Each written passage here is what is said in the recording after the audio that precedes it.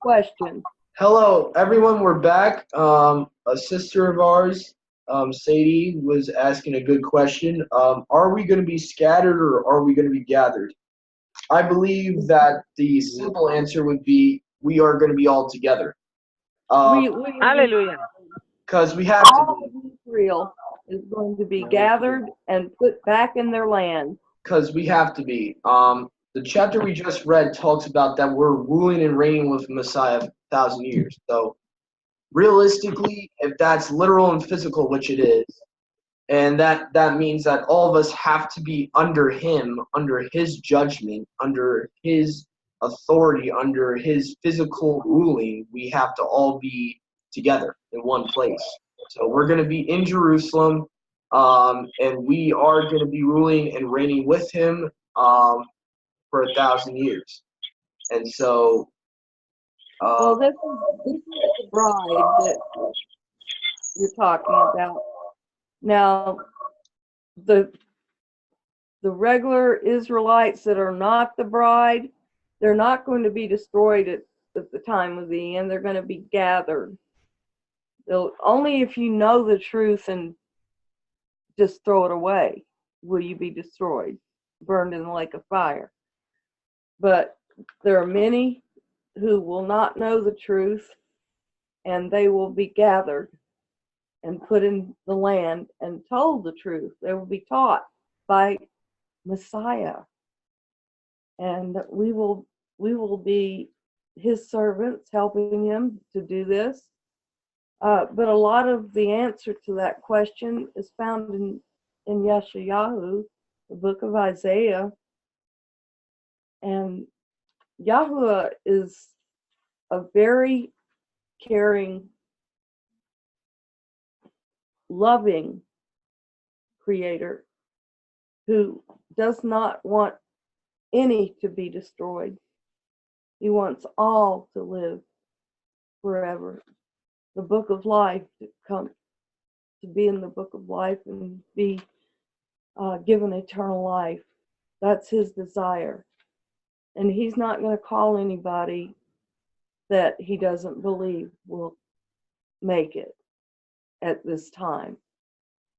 So if you're alive at the end of the age, you will be brought back into the land and you will be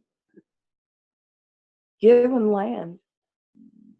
Your family will have an abundance of land in which to grow your crops. You'll have animals, and we'll go back to the agrarian society that Israel was meant to be. And I was just talking about this a few minutes ago, how we were going to be in an agrarian society, and we would have all the days off that we need to keep the feast, and wouldn't have to worry with troublesome employers like we do today. Well, wouldn't have to work, but maybe 3 or 4 months out of the year. Well, actually, that would be true if only the summer only lasted for 3 or 4 months. But they're going to be fruits and vegetables every month. Yeah. every month of the year. Mhm. So we will be sowing and reaping throughout the year. Praise Yahuwah, yes. All right. So I think this is a good time for us to jump forward and get into Revelations chapter 21. We will be continuing there. Unless anyone else has questions about what we just read, because this is a chapter that's full of a lot of information. Mm-hmm. Is there any more questions on chapter 20? Yeah, before we begin chapter 21, just anyone, if you would like to ask a question from chapter 20, just let us know.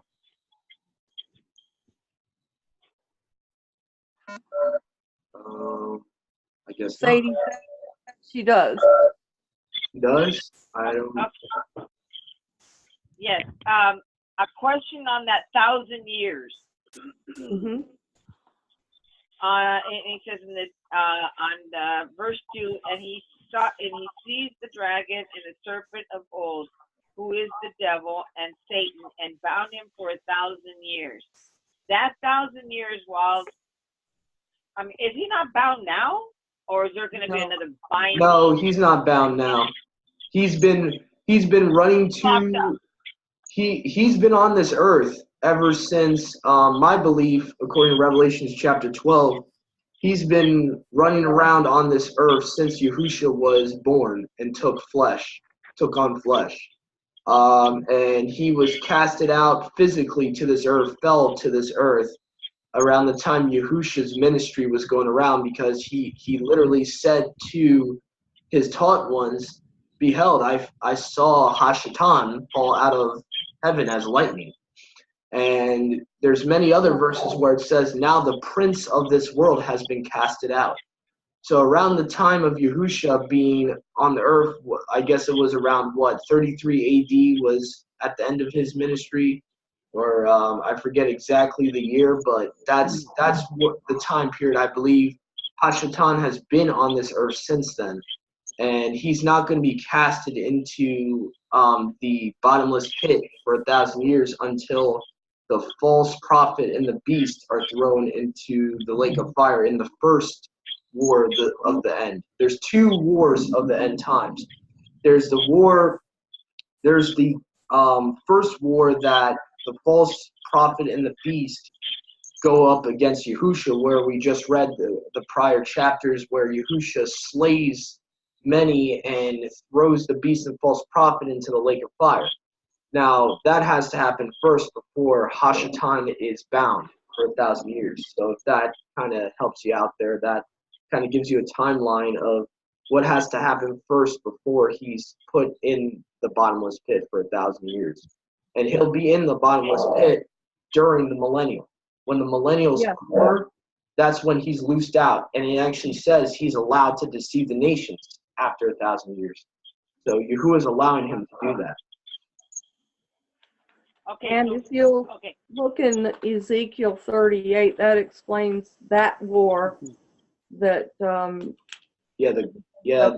Gog and Magog war, also known as the Battle of Armageddon, which we've been falsely taught is the last war. It's actually the second to last war. It's actually the first war of the end.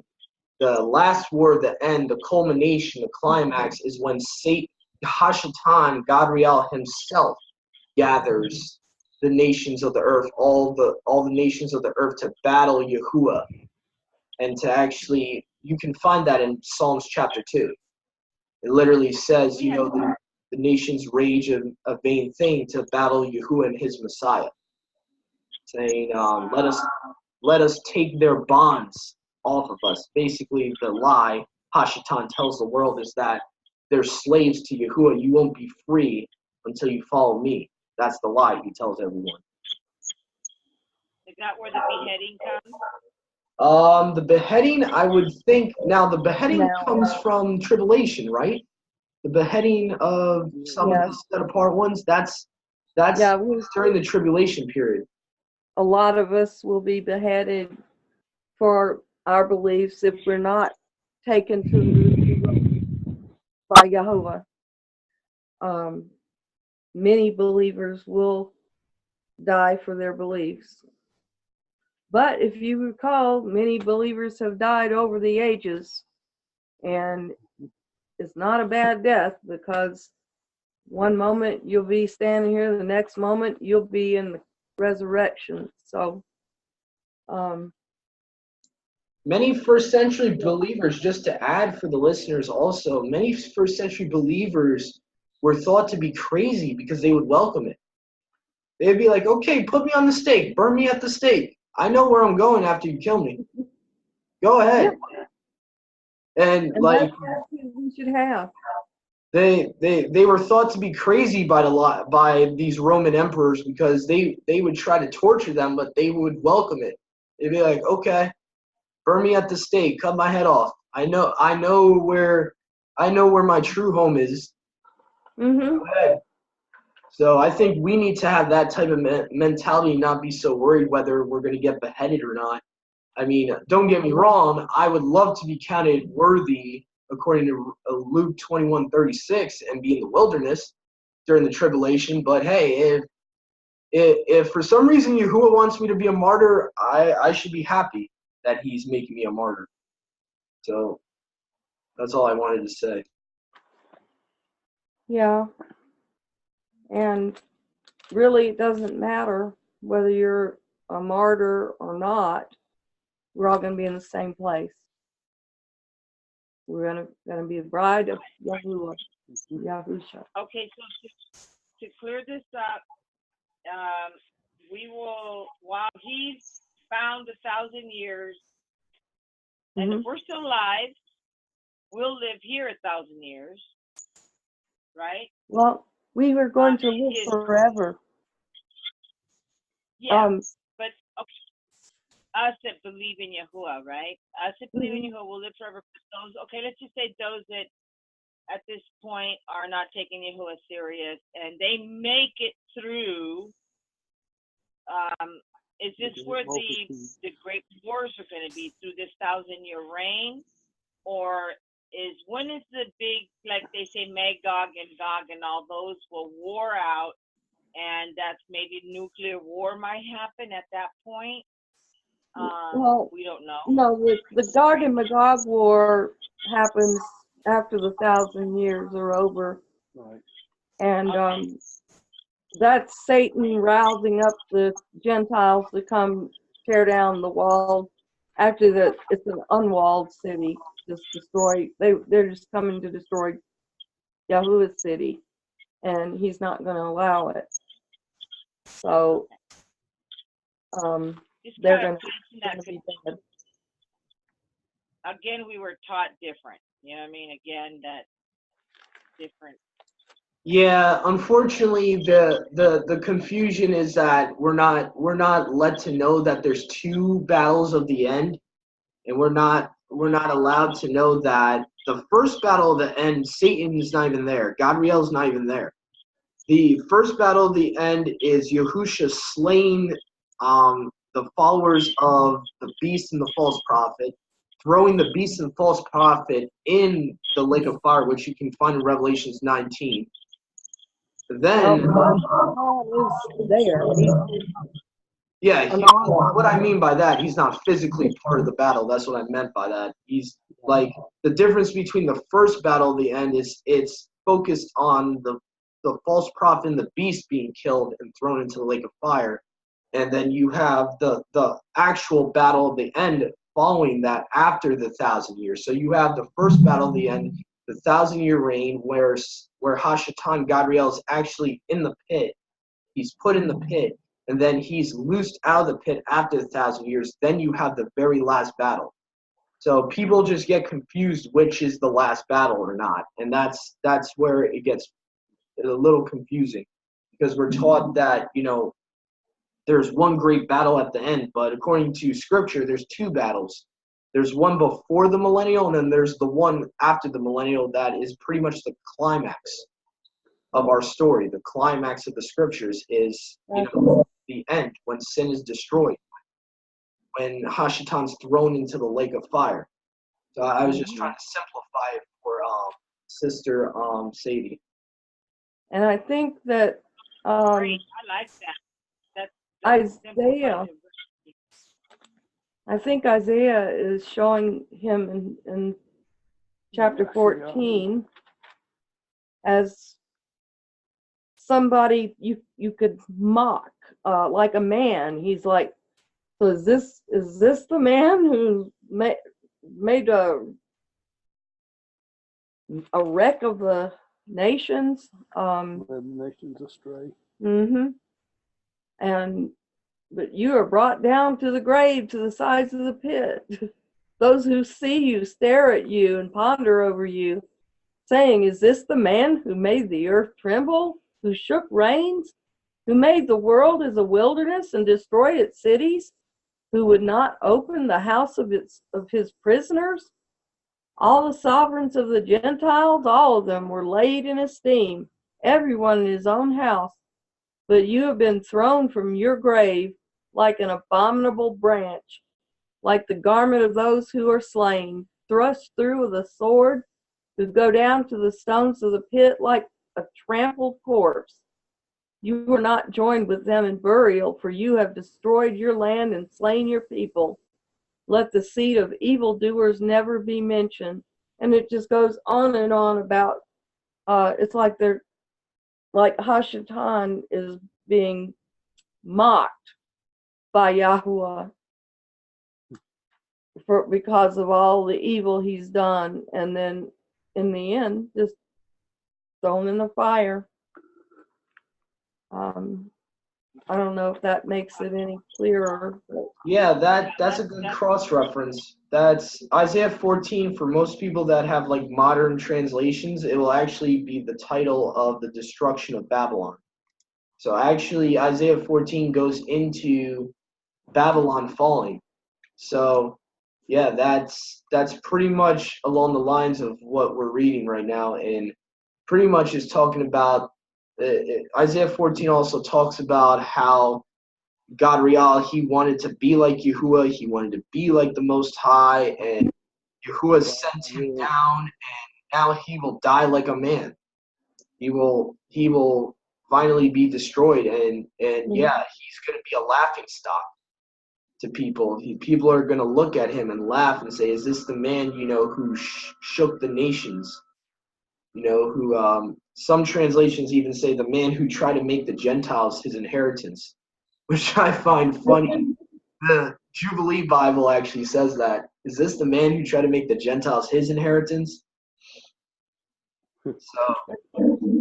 So yeah, but I think it goes perfectly, and yeah, I agree. This is I guess the simplest way we can put it for the audience too is there's two battles of the end. You can read it for yourself. There's the one battle that precedes the 1,000-year reign, and then there's another battle after the 1,000 years, which is the very last battle, which Hashatan is finally thrown into the lake of fire and finally destroyed, and that precedes the heavenly Jerusalem and the new earth.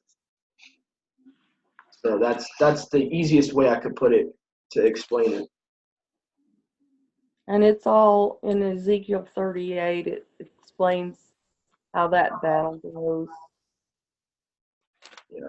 So Ezekiel 38 is known as the Gog-Magog War, and it includes many nations from the north coming against Jerusalem.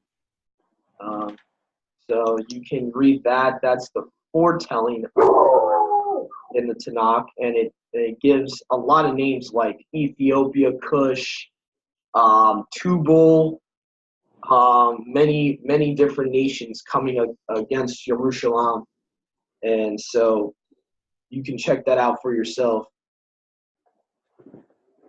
That's awesome. That's so clear.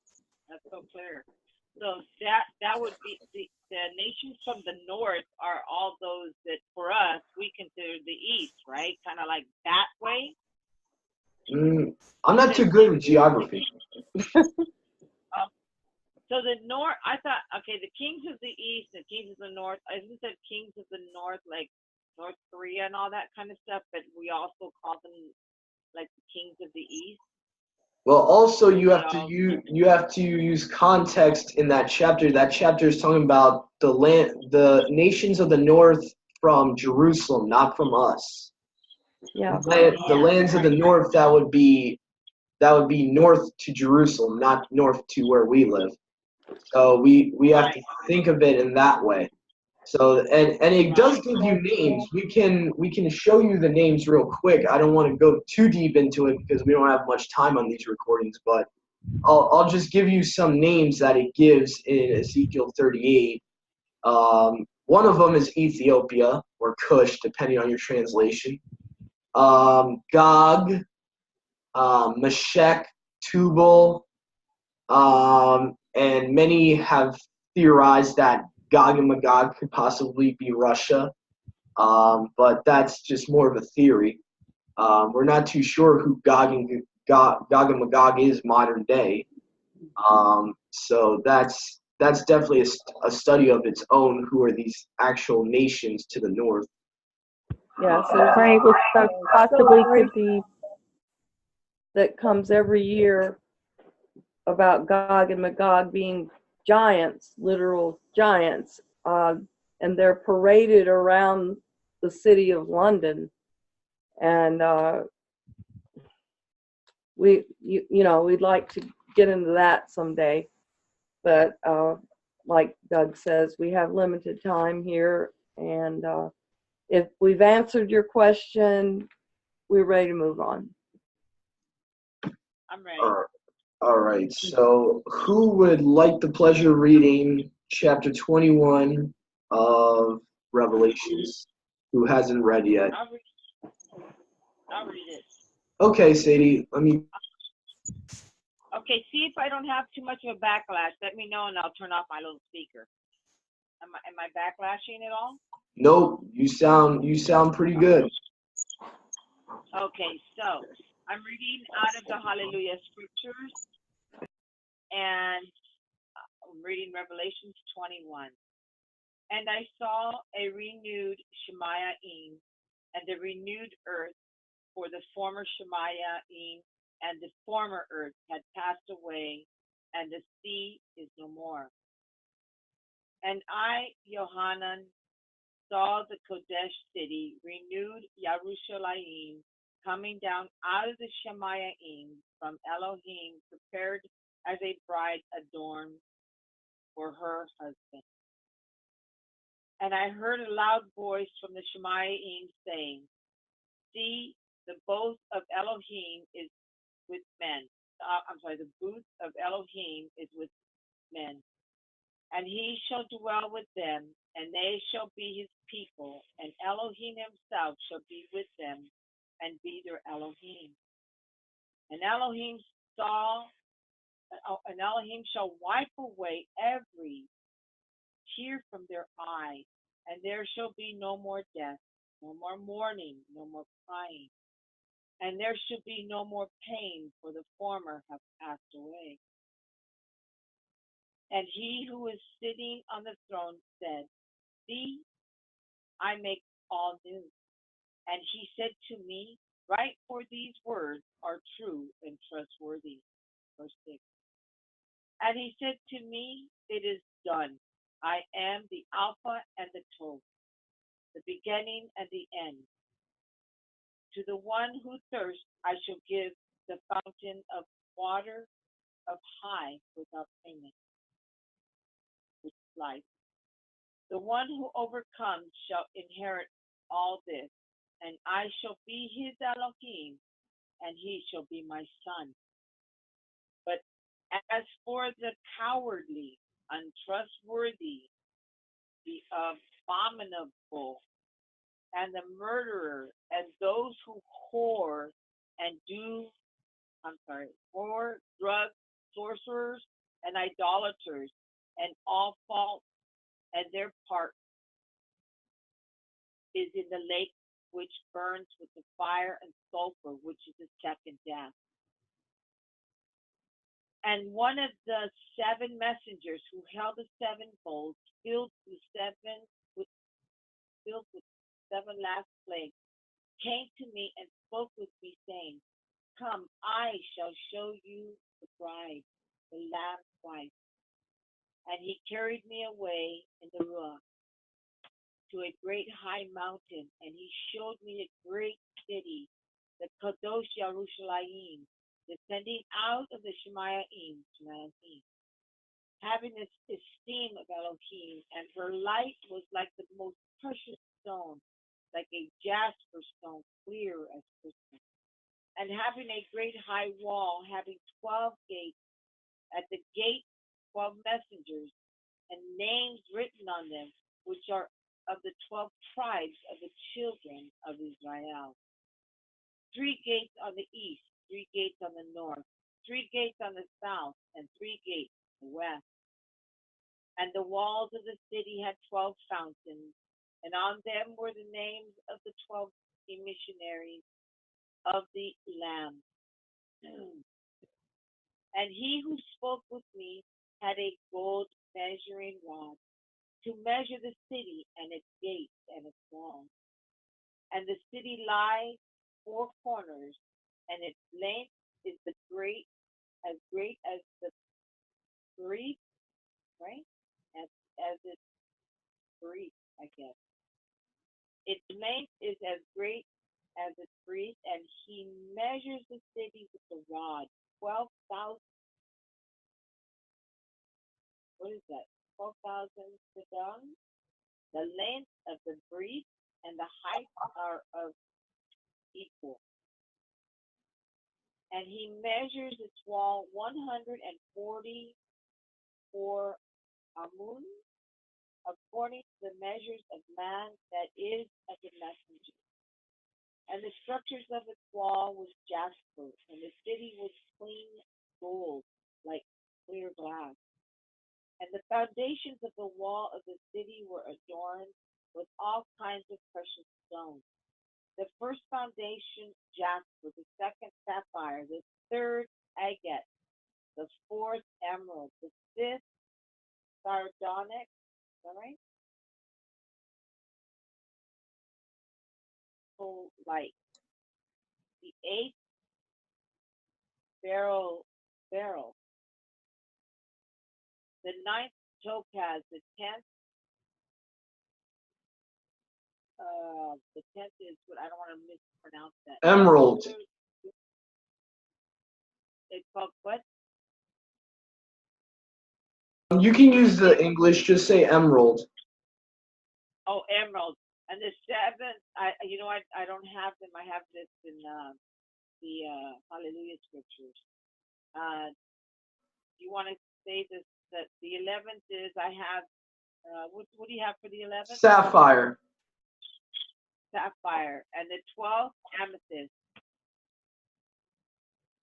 And the 12 gates were 12 pearls. Each one of the gates was a single pearl. And the streets of the city was clean gold, transparent glass. And I saw the Mishkan in it, for Yahuwah El Shaddai is in Mishkan and the Lamb. And the city had no need of the sun nor the moon to shine in it, for the esteem of Elohim lightened it, and the Lamb is in its lamp, and the Lamb is its lamp. And the nations of those who are saved shall walk in its light, and the sovereign of the earth brings their esteem into it, and its gate shall not be shut at all by day, for night shall not be there. And there shall bring the esteem and the appreciation of the nations unto it. And there shall by no means enter into it whatever is unclean. Hallelujah. Neither anyone doing abominations, yea, and falsehood, but only those who are written in the Lamb's book of life. Wow.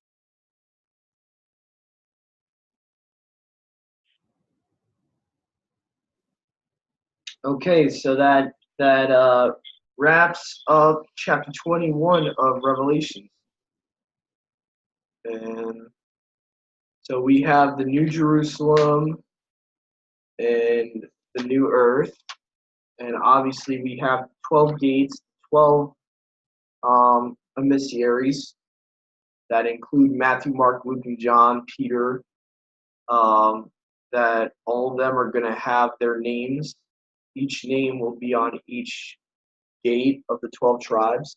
So that's what I took from this chapter. Also, the interesting different stones on the walls.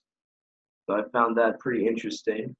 Maybe that has something to do with the breastplate of Yahusha's breastplate, possibly. I am astounded by the size of these pearls. It says each gate was a pearl. It must have been huge, or must be huge. I can only imagine how the size of the oyster that made that.